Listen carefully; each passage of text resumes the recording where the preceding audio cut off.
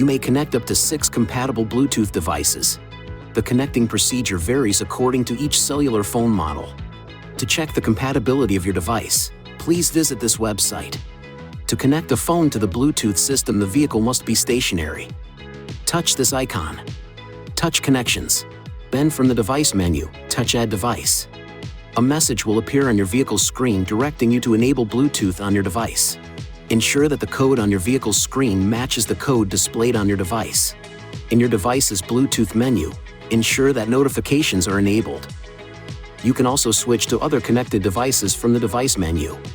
If the software on your phone has been updated and you are experiencing difficulties using the Bluetooth system, it may help to delete and then reconnect the phone. From the Connections menu, touch this icon by the name of the device and then touch Delete. Once your device is removed, repeat the connection procedure. Please see your INFINITI InTouch Owner's Manual for important safety information, system limitations, and additional operating and feature information.